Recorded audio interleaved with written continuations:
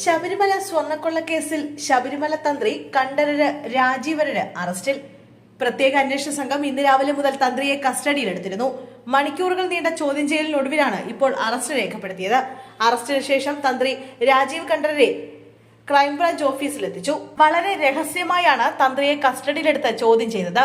നേരത്തെ മുതൽ തന്ത്രിയുടെ ഇടപെടൽ സംശയാസ്പദമായിരുന്നുവെങ്കിലും അതീവ രഹസ്യമായ നീക്കമാണ് SIT നടത്തിയത്. കോഴിക്കോട് പുറമേരിയിൽ സ്ഫോടക വസ്തു പൊട്ടിത്തെറിച്ചു. സ്കൂൾ ബസ് കടന്നുപോയതിന് പിന്നാലെയാണ് അപകടം. സ്കൂൾ ബസിന്റെ ടയർ കയറിയ ഉടൻ സ്ഫോടനമുണ്ടായി. ടയറിന് കേടുപാടുകൾ സംഭവിച്ചു. റോഡിലുണ്ടായിരുന്ന സ്ഫോടക വസ്തുവിന് മുകളിൽ ടയറുകൾ കയറിയിറങ്ങിയപ്പോൾ പൊട്ടിത്തെറിച്ചതാകാമെന്നാണ് നിഗമനം. സ്ഫോടനത്തിന് പിന്നാലെ സ്ഥലത്ത് കുഴി രൂപപ്പെട്ടു.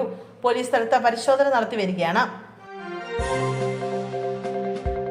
സംസ്ഥാനത്ത് ക്വാറി ഉൽപ്പന്നങ്ങൾക്ക് കടുത്ത ക്ഷാമം തുടരവേ ക്വാറികളും ക്രഷറുകളും അടച്ചിട്ട് ഉടമകൾ അനിശ്ചിതകാല സമരത്തിലേക്ക്.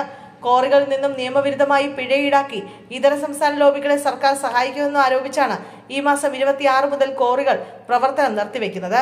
ക്വാറി ഉൽപ്പന്നങ്ങളുടെ വില വർധനവിനെ തുടർന്ന് പ്രതിസന്ധിയിലായ നിർമ്മാണ മേഖല ഇതോടെ പൂർണ്ണമായും സ്തംഭിക്കും. കൊട്ടാരക്കരയിൽ കോൺഗ്രസ് സ്ഥാനാർത്ഥിയായി നടനും സംവിധായകനും ബിഗ് ബോസ് വിജയുമായ അഖിൽ മാരാർ വരുന്നു എന്നൊരു സൂചന കഴിഞ്ഞ ദിവസം പുറത്തു വന്നിരുന്നു. കൊട്ടാരക്കരയിൽ മാരാർ മത്സരിച്ചാൽ മണ്ഡലം പിടിക്കാനാകുമെന്നാണ് DCC വിലയിരുത്തൽ. ഈ വിഷയത്തിൽ ആദ്യമായി പ്രതികരിക്കുകയാണ് അഖിൽ മാരാർ. എന്നോട് മണ്ഡലമടിസ്ഥാനത്തിൽ അങ്ങനെയൊന്നും പറഞ്ഞിട്ടില്ല. എന്നോട് ആകെ പ്രതിപക്ഷ നേതാവ് VD സതീശൻ പറഞ്ഞത് മെയിൻ സ്ട്രീമിലേക്ക് വരണമെന്നാണ്.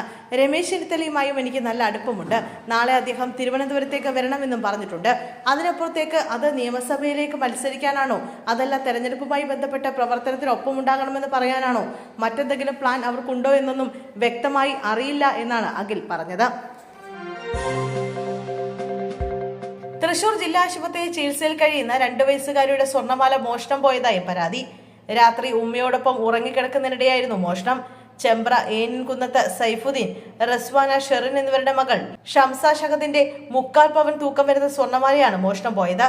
പനിയെ തുടർന്ന് ഇക്കഴിഞ്ഞ വെള്ളിയാഴ്ചയാണ് കുട്ടി ആശുപത്രിയിൽ പ്രവേശിപ്പിച്ചത്. ആശുപത്രിയുടെ 3-ാം നിലയിലെ സ്ത്രീകളുടെയും കുട്ടികളുടെയും വാർഡിലാണ് കുട്ടിയെ അഡ്മിറ്റ് ചെയ്തിരുന്നത്.